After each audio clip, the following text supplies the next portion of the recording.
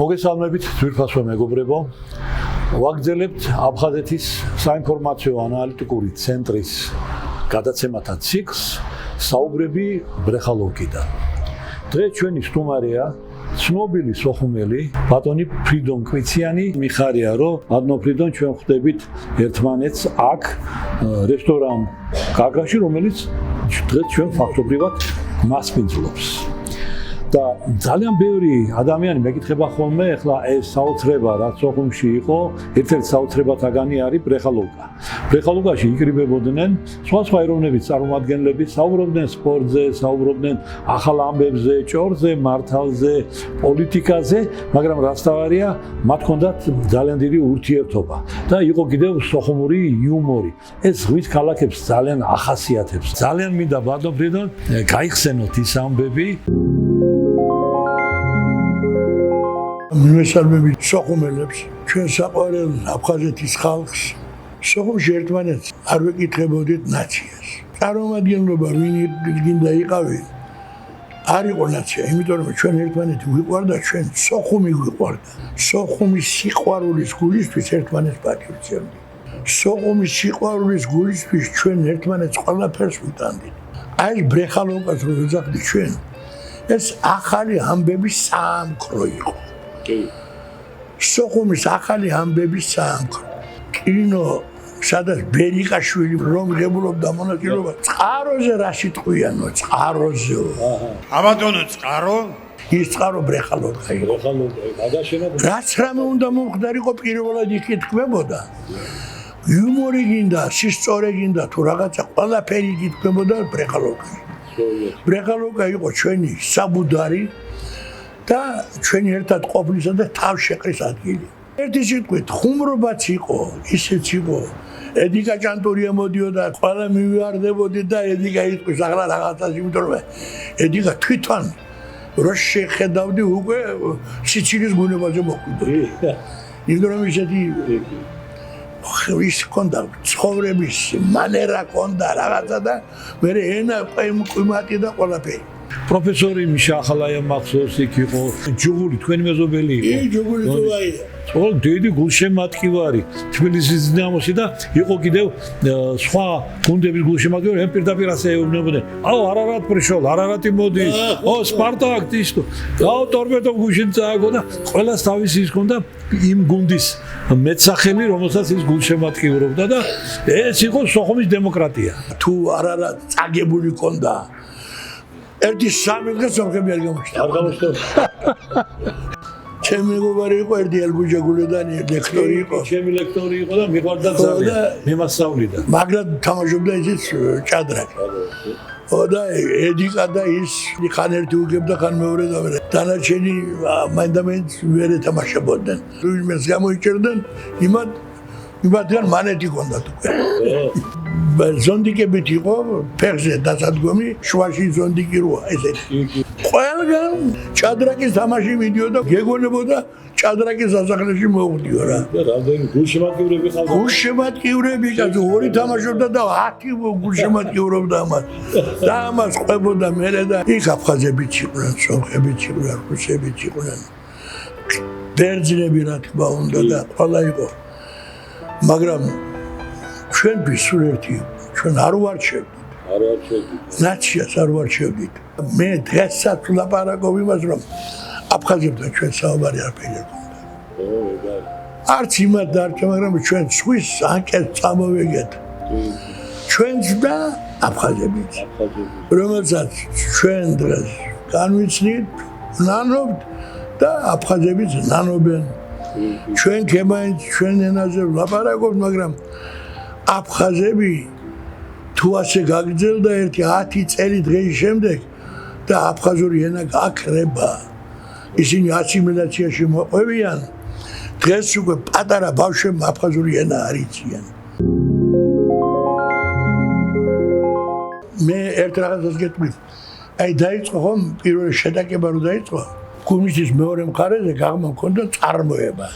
არ ვიბა ხوارდა მინგრეს მეთქე და გადავიდი ჩემი მანქანით. ზიან აფხაზები ერთი 100-200 კაცი იქნებოდა, ზოგი ორლულიანი თოფი, ზოგი შაშხანი, ზოგი გეკოთი, ზოგი რამეთი ზიან. გამოვიდი და სუყურანაცნობია კაცო, გავაჩერია.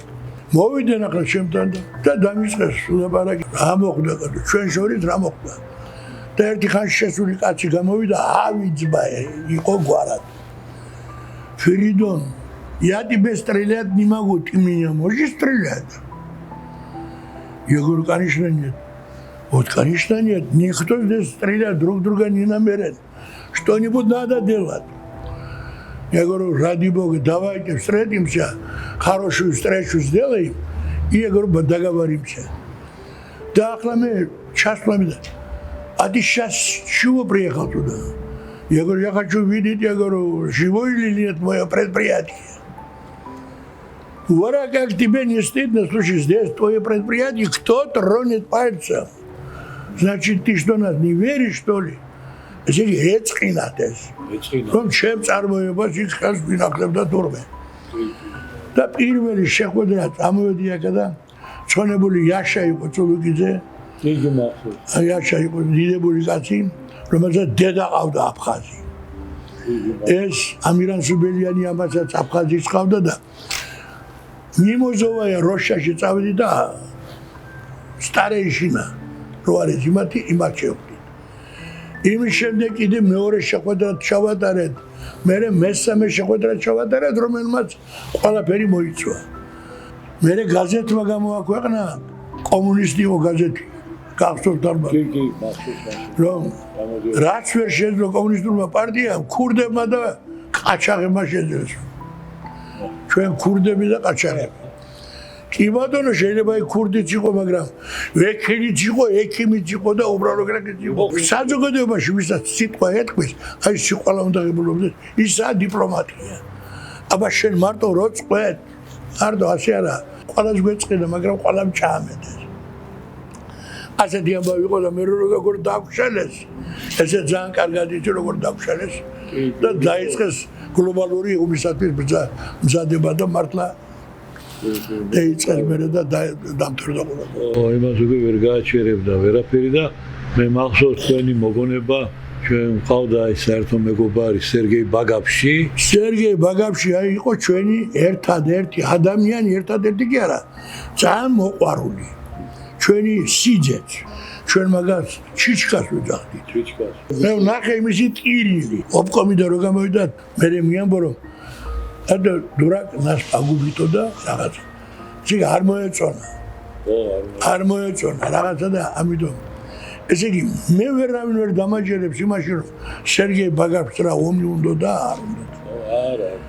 აი იგივე ბღაჟბას განსაკუთრებით არც ქართველი და არც აფხაზი გამორჩეული არ ყავდა. სიმბოლური იყო, რომ მისი აშენებული იყო რესტორანი მერხეული. მისი აშენებული იყო ეშერა, რესტორანი ამრა და კაფე იყო ზევით, ეს იყო უნიკალური. გრადი ქართველების ასე ვთქვა, ჩვენი მერხეულთან იდგა, მეორე იდგა ეშერასთან და ეს გრადები ერთმანეთს ესროდნენ და ღაჟბამ თქვა მაშინ, აი მოვიდა დროს რომ ერთმანეთს ღვინოებს უგზავნიდნენ, ქართველები და აფხაზები როცა ქეიფობდნო და ეხლა გრადის ჭურვების გაცვლა გამოცვლაო აფხაზეთმა დაგვინიშნეს შეხვედრა. ჩამოდით აქ აფონში რესტორანი რო იყო. ხვალ მისასვლელი გვაქვს, უნდა წევიდეთ ნუ მინიმუმ 10 კაცი მაინც. და მეორე დღეს ზოგმა რა მოიმეზაზა, ზოგმა რა ძალიან ძნელი მისასვლელია. გაღმა ნაპირას წადი იქ სადაც ყველა შეერაღებულია ომი თითქმის დაწყებულია და მიდი ახლა და დაუდექი ამარჩენ ეს მატიანეშია ფაქტ ვერ გაიქცევი და ბოლო-ბოლო 3 კაცი აღმოჩნდით რომელიც მეორე დღე წავედით 3 კაცი და 10 კაცზეა გაშლილი სუფრა ჩვენი და 10 კაცი თვითონა მაგრამ ჩვენ 3 დაგვინახეს ეს 7 კაცი ადგენდა გავიდა დაიცვეს პროპორცია ვარ დარღვეულიყო, ამიტომ 3 ჩვენ 3 ისინი. და ბოლო-ბოლო რო გამოვედით ახლა გარეთ, ატენილია ეს იარაღიან ახალგაზრდები რაღაცა და აფხაზურად ეკითხებიან ალბათ რა არისო, როგორ არის, რომ თავის ამბავზეთ განონოდა. და ახალგაზრდა ვიღაცა ტაკომსუჩი მიხ შემოდაზნი ატმოსკაით. და ვიღაცა მაღალი კაცი იყო.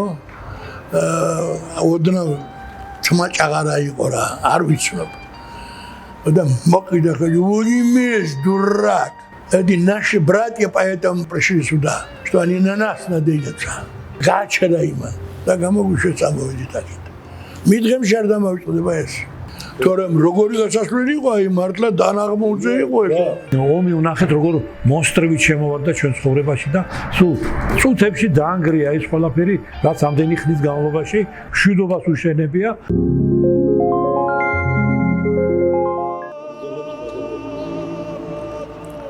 შემოგურამ მე მაინც აი დღესაც ვერ წარმოვიდგენია აფხაზი და ვერ აღმეთქვამს აფხაზი მტრად. მე 2 ძმა მაკლია. ამ ომში 2 ძმა მაკლია. მე თუ შემიძლია მისი პატრიება, ჩემზე უფრო მეტი ვისაკლია. რა თქმა უნდა. მესამე კიდე სიძე. ჩემი გოგო გათხოვდა მარშანიაზე, ადიკ მარშანიაზე. და ისიც მომიკლეს. ბოლოს და ბოლოს ამდენი რაღაცა დაზარალებული მე ვარ და მე თუ შემიძლია პატიება, სხვას როგორ არ შეუძლია მაშინ. დღეს წავიკითხე. გლების ქცევა. გელი მგელს რო აჯობებს უკვე. აი და იმ დამარცხებულ გელს უკვე იცის რომ შანსი არა გადარჩენის, ის თავისი ნებით მიუშვებს ყელს და ეუბნება თითქოს მიდი დაასრულე, დამახშე მომკალი. მაგრამ გლების ინსტინქტში, გენში, დნმ-ში ის სისხლში ჩადებულია ისეთი რაღაცა, რომ გელს ეგრევე აჩერებს, ატორმოზებს და ხელს უშვებს. ხელს უშვებს და არ კლავს. დგება ის გელი ცალკე მიდის და ეს გელი ცალკე მიდის. იმ გელს ვერავინ არ უწოდებს შიშარას და ვერც ვერავინ ვერ უსაყდურებს. და რა კარგი იქნება ეს ადამიანებმაც რო გადაიღონ. ერთმანეთის მიტევება და ერთმანეთის პატივისცემა. ჩვენ თუ მიტევების ამბავი არ გვექნება, არც იმადაც გენოფონდი მოუკრეს. რა ვაგონა გენოფონდი არ დარჩა აფხაზეთში. ჩვენ წამოვეგეთ სხვადასხვა რაღაცა კრიკებს. მივქარეთ ერთმანეთის წინააღმდეგ რო დავიწყეთ ბრძოლა. თორემ რამდენი აფხაზი ყავდა ჩვენ საერთო მეგობარი. რავა აფხაზი სახში შეხვიდოდი პატივს არ გცემდა. 100 წლის მოხუცი რო ყოფილიყო, ის ფეხზე ადგებოდა და შემოგეგებებოდა. ისეთი პატივცემა იყო და სტილობა იყო. ჩემი პლეადის ხალხი თითქმის ვინაა დარჩენილი სოხუმში, მაგრამ მე მინდა ახალგაზრდებს მიმართო ახლა თუ მისმენს ჩემი აფხაზეთი, თუ მისმენენ ისინი ეს ჩემი ძმაკაცების შვილიშვილები შეიძლება ნაწყენი ვიყოთ, მაგრამ ჩამოდეს რატომ და რაც დრო გავა შესარიგებელი ძალიან ცუდი იქნება. ამიტომ მე ვლაპარაკობ რომ მოვეგოთ გონს ჩვენ და ისინიც როგორც ქართველები იყვნენ აფხაზებისათვის, ასეთი სხვა არავინ არ იყო. ამიტომ იყო აფხაზი რო გათხოვდებოდა ქართულზე პრაზნიკი იყო და ასე ქართველი აფხაზ რო მოიყვანდა ეს სიხარული იყო. ჩვენ ტრადიციაც ერთად ჰქონდა, რაღაცა წესჩვეულებაც ჰქონდა, რაღაცა მოუგავდით ერთმანეთს. ხო და ყველაფერი დავივიწყოთ, არ დავივიწყოთ. არ უნდა დავივიწყოთ, უნდა გავიხსენოთ. აი თქვენი გადაცემა რო არის ეს ძალიან კარგია, ძალიან კარგი მომასწავებელია. აჩვენეთ ეს აფხაზებს რომ ჩვენ აი ესე გვიყვარს, იმიტომ რომ გენეტიკურად და ფიზიკურად ძალიან ახლოს ვარ ჩვენ. მაშასე ძვირფასო მეგობრებო, ჩვენი გადაცემა მიუახლოვდა დასასრულს.